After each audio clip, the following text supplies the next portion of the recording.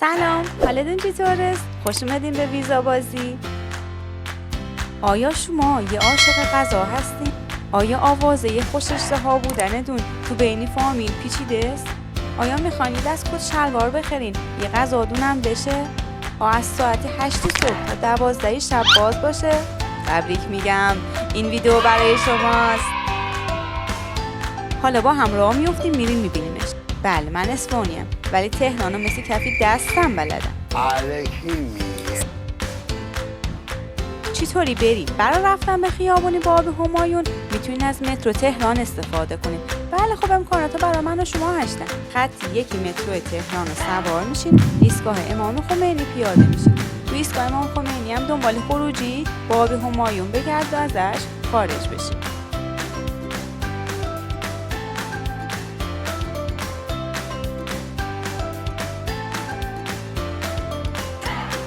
از شانس خوبتون اتوبوس شهری هم تو این محل وای میستن.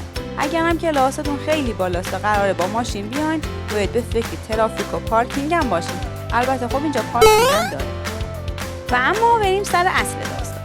خیابان باب همایون خیابونیه که روزای تلخ و شیرین زیادی رو به خودش دیده و حال و هوای تاریخیش تو وسط این همه مدرنیت دیدنیه. حالا میخوام براتون قصه‌ش رو تعریف کنم. یه زمانی گروهی از افغان‌ها تو پایان حکومت صفوی میان اصفهان رو به چنگ خودشون در میارن و در سراسر ایران آشوب میشه. روستای تهران هم به دست افغان‌ها میفته و در همین جایی که میخوایم بریم دروازه‌ای میسازن به اسم دروازه دولت یا دروازه ارگ. سر در این دروازه یه الماس خوشگل کار میذارن و اصلی به خاطر همینم بهش میگفتن سر در الماسیه. مثلا به طرف میگفتن کجا بودی؟ گفته سر در الماسیه بودن. اما گذرگاهش یه کوچه باریک بوده که ناصرالدین شاه دستور میده بگستراننش. مسئولیت اجراش هم با محمد رحیم خان علاءالدوله بوده و خلاصه آمادش میکنن برای جشن‌های همایونی اعلیحضرت که بعد از این به این خیابون میگفتن باب همایون، یعنی بابی که همایون توش رفت آمد میکرد. ناصرالدین شاه دستور داده بوده که این خیابون رو سنگ فرش کنن و اطرافش هم مغازه بسازن. با خودش هم موقع برگزاری جشن‌ها بالای سر در الماسی می‌نشسته و آتش بازی‌ها رو نگاه می‌کرده. تازه به خاطر اعلیحضرت هر روز این خیابونا رو می‌سابیدن. حالا یکی از این کارگرا شهرداری گفته نمیدونم چرا مردم به انداختن لیوانا و ظرفای مصرف شدهشون تو سطل زباله علاقه ندارن. ما از صبح تا شب باید اینجا را تمیز کنیم. حالا انشالله وقتی شما در این ویدیو رو میبینید مردم علاقه پیدا کرده باشن. باب همایون اولین خیابونی بوده که به یمن قدوم شاه درخت کاری میشه. کوچه باقی که انگار خوش به دل پدران ما نشسته و وقتی توش راه میرفتن فکر میکردن تو بهشتن. به خاطر همینم بهش میگفتن دالان بهشت. در ادامه باید بگم که یه چیز خنده‌داری هم اینجا اتفاق افتاده. اینا یه مهمون از عربستان براشون میاد به اسم ملک عبدالعزیز که رو چشم همچشمی وقت میزن خیابونی سنگ فرش را آسفالت میکنن که بگن ما هم آره. اما بعد میبینن عجب کاری کردن و طفلی اسب و درشکا دارن تو خیابون لیز میکنن. دوباره برمیدارن سنگ فرشش میکنن، اونم 22 سال بعد. خلاصه تاریخ ورق میخوره و رضاخان شاه میشه. اونم که نمیتونست ببینه سردر الماسی اسم ناصرالدین شاهو با طلا نوشته باشن، میگه دیگه که برا من نجوشه، میخوام سری سگ توش بجوشه و اون بنای زیبا رو خراب میکنه و تیمورتاش هم بقیه‌شو به قیمت 4000 تومان به آنتیک خراب میفروشه. اما چی شد که این خیابون شد راسته کت و شلوار داره؟ یه سری دست فروش از بیروت کت و شلوار دست دومی آوردن و میفروختن که خدا پدر سپهبد رزمارا رو بیامرزه، میاد دست فروشا رو تو خیابون باب همایون اسکان میده و صنف کت و شلوار دوزان پایتخت رو بنا میدن. یعنی چند تا تازه دوماد رخت عروسشون از این بازارچه سنتی خریداری کردن. حالا اینجا یکی از بزرگترین مراکز فروش لباس و کت و شلوار مردون است و احتمالاً اولین شایدم تنها مرکز خریدی باشه که هیچ جنسی مخصوص خانم‌ها توش پیدا نمیشه. قیمتاش هم مناسب و به صرف است. البته بدون بگم اینجا کت و شلوارای دوخت داخل پیدا میکنید. ازتون خواهش میکنم یه فرصتی هم به تولید داخل بدید.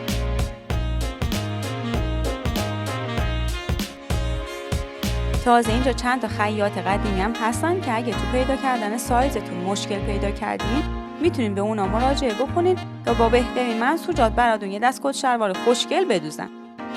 و اما امروز وارد خیابان باب همایون که میشین، دو طرفش مغازه‌های متعددی میبینین که تقریباً یکسان ساخته شدن. درخت‌ها و غرفه‌های سیار و ثابتی هم هستن که توش غذا و نوشیدنی فروخته میشه.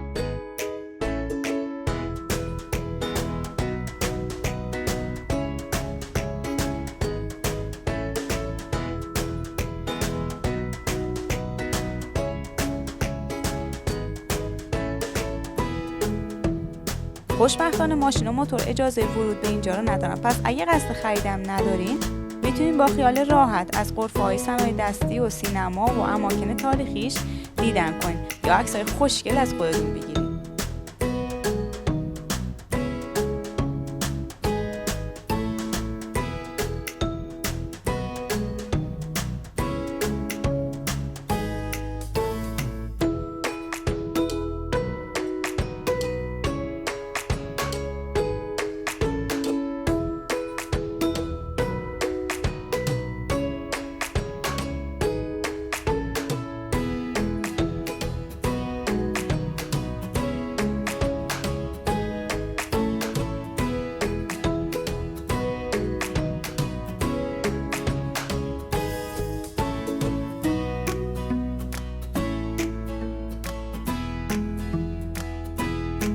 اینجا یه حمومم هست که تو قدیم مخصوص استفاده شاهزاده ها بوده، ولی شما شانس اینو دارید که ازش استفاده کنید.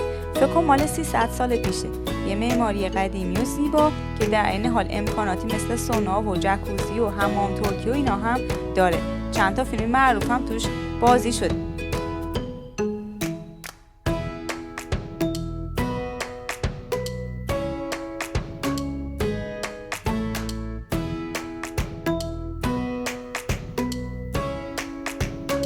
و اما قسمت خوشمزه ماجرا، هممون میدونیم خوراکی از اصلی ترین تفریحات ما تو این شهره و اگه به همون بگن یه مغازه کوچیک تو دورترین نقطه شهر ساندویچای خوشمزه‌ای داره، که زحمت یه بار تست اون ساندویچو به خودش نده.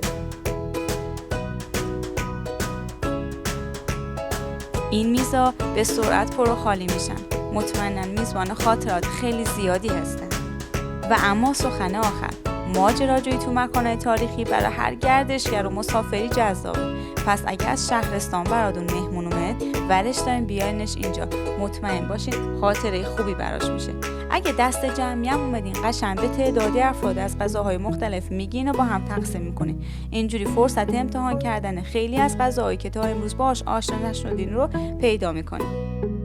خلاصه که تو موزه خوراکی‌های تهران بهتون خوش بگذره. تا ویدیوی بعدی، خداحافظ. بفرمایید غذا.